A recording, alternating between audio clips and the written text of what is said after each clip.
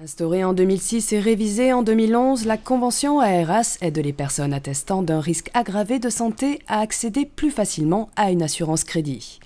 Assurance non obligatoire mais qui reste tout de même le sésame pour que les établissements bancaires accordent un prêt. 2 ans après le renforcement de la convention, les pratiques ont évolué mais pas encore suffisamment. Aujourd'hui encore, lors de nos permanences, nous constatons que beaucoup de personnes ont des difficultés d'accès aux prêts, d'accès à l'assurance, ou font l'objet de surprimes importantes ou d'exclusions de garanties.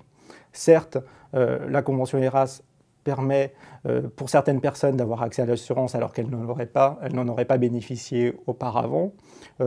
Mais encore une fois, beaucoup de personnes rencontrent toujours des difficultés. Des difficultés, Julien Astorga, jeune trentenaire en attente de prêt, en rencontre de nombreuses. Alors en fait, moi j'ai 32 ans, ça fait 2 ans que j'essaye d'emprunter et que je me retrouve face à de véritables galères pour trouver une assurance. La raison, c'est qu'il y a 4 ans, j'ai eu un cancer de la peau qui s'est guéri.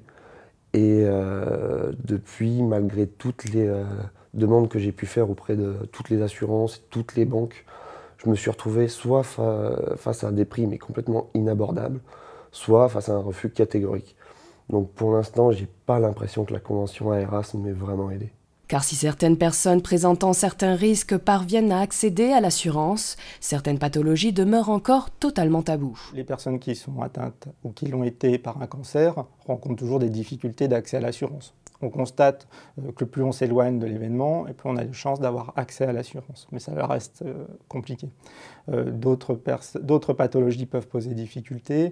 On peut penser aux personnes qui ont eu une dépression, les personnes atteintes de maladies cardiovasculaires et également les personnes atteintes par le VIH.